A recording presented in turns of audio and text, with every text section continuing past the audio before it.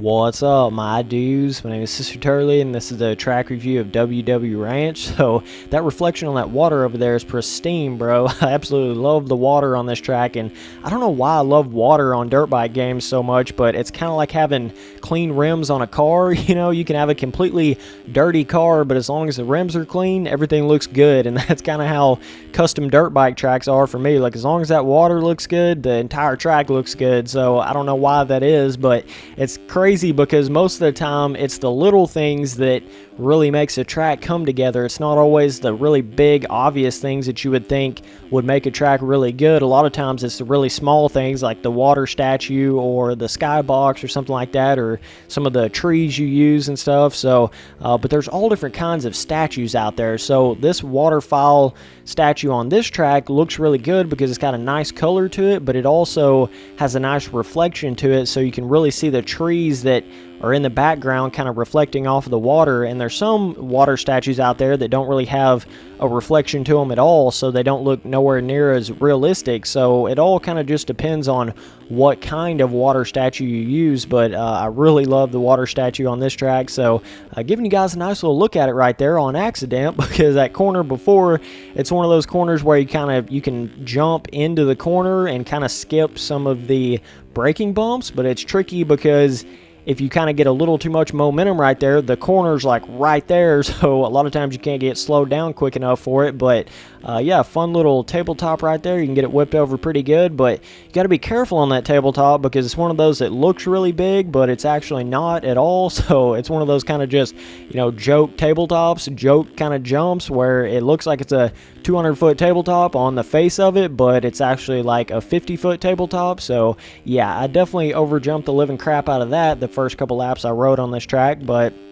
And that's another jump right there that you got to be careful on because it's one of those that you just really got to scrub on. It's just like a humongous single, so it kind of looks like a big tabletop, but it's not really like that. So, but for the most part, this track's pretty easy. You can just kind of ride on it and hit all the jumps basically the same, and you're going to be okay. It's got that kind of mellow, chill, local vibe to it, but overall it's not that hard at all. But I mean, it's got some nice ruts here and there, but nothing's too big. It's not, you know, there's a difference between making a track that's super realistic and making one that's just somewhat realistic. And I feel like most tracks on MX Simulator are just somewhat realistic. Like, they'll make some ruts in the corners, but there won't be, for instance, you know, ruts going up the face of the jumps. And that's kind of, it's hard to make ruts going up the face of the jump without ruining all of your jumps. So that's why most people they stick to having ruts in the corners and stuff, but just keeping the jump faces kind of more smooth and mellow. But I mean, you can go in there and make something that's completely realistic with just ruts absolutely everywhere, and ruts up the face, and, you know, thousands of ruts in the corners, and ruts going into ruts. Instead of just having, you know, one solid rut around the corner, you could have like an inside rut that joins that one rut, so then it kind of gets more realistic like that. But like I'm saying, you really got to sit down and think about, am I going to make a rutty track, or am I going to make more of a somewhat smoother track? Because that it's hard to just go in there and add ruts without totally changing the feeling of your track, because it's going to totally change the way your jumps feel and the way, you know, you can hit the jumps and the way the corners feel. So I think that's why most people just keep it more on the chill side. But I definitely have a lot of plans to go in there and make some super realistic rutty tracks pretty soon, so be looking out for that. But yeah, man, just pretty chill track, nothing crazy. I feel like it's definitely more for those beginner, intermediate style riders, but like I'm saying, it does have different line options and stuff, but it's nothing like a really big rut that's gonna grab you a lot in the corner. You know, it's cool though. I like ruts that are kind of that medium size, because they get tricky because you can come out of the rut. You know, there's some ruts out there that once you get into them, you pretty much got to ride it out. Like, they're so big that you're not going to accidentally flip out of the rut. So in a certain degree, those bigger ruts are almost easier. You know, the smaller ruts, you really got to be patient and take your time when you're going through them, or you will just pop right out of the rut. So you got to be a little bit careful of that on this track. But it's got a little bit of roughness here and there, but some of the sections are a little bit more flat than I think they would be, like on a realistic kind of track. Like I'm saying, this track is not really it's not what you call like a super realistic MX simulator track. It's just kind of that medium realistic level. Like I'm saying, there's some roughness, some ruts, but no ruts up the faces, and some sections are a little more smooth than you think they would be in real life, and that's cool. I mean, I like all different variations of roughness kind of tracks, so that's a fun little jump right there. You can kind of quad all the way over, but and it's also got a big quad there at the beginning where you get on a really long straightaway, but you got to kind of let off and square it up, or your momentum's gonna swing too far to the outside, and you're not gonna get all that speed going straight up that one quad there on that.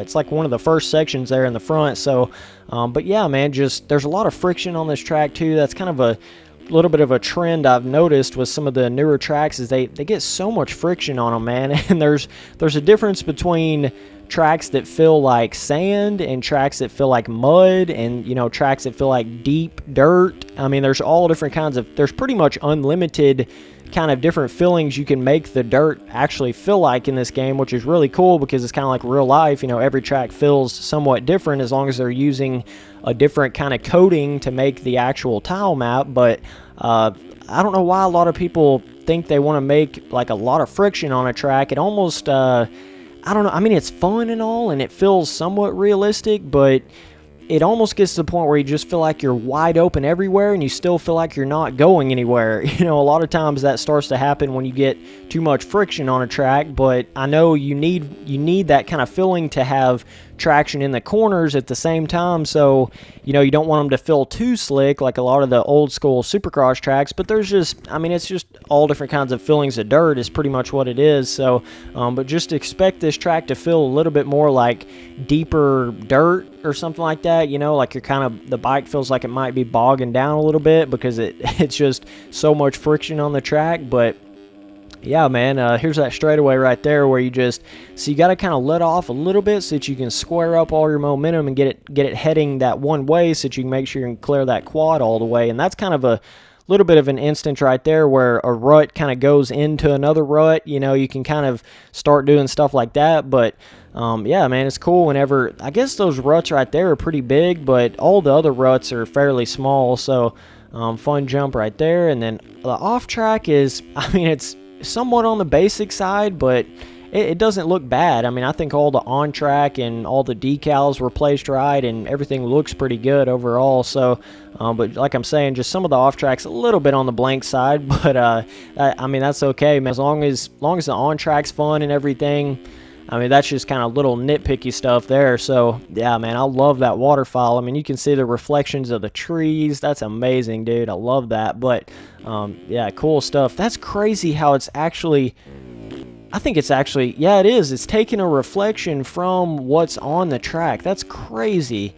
I didn't know that was actually possible in this game. So like, for instance, if I build a pyramid right by that waterfall, it's going to show a reflection of the pyramid. I'm pretty sure, I don't think that's just like a standard reflection in the water. It could be. I mean, it could just be like it's always going to show that kind of reflection no matter what you have around the track. But man, I don't know. It seems realistic. Maybe it is. Yeah, maybe I'm giving it too much credit. Maybe I'm fooling myself here, but I'm pretty sure, man, I don't know. Or maybe it's just taking the reflection of the skybox. I don't know what it's doing. Either way, it looks perfect on this track. I know that for sure. It looks like it's taking reflections directly off of the off track, so I don't know if it actually does that, but actually, I don't think it does, because some of those trees over there look like they got a lot of, there's like no trees and there's some trees in the reflection. I don't know. But anyways, it'll look good for basically any track that you have trees on and stuff like that. Standard, somewhat woodland style tracks. So, but anyways, I'm going to give this track I'm going to give it a 9 overall, and I'm going to say the difficulty is, I'm going to say it's easy. I mean, other than that big quad over there, that one quad there at the first little section, it's really not that hard of a track at all. So not too much roughness. The ruts are pretty small, so definitely easy on the difficulty. So anyways, I appreciate all of you watching these videos, and I'll keep on making them.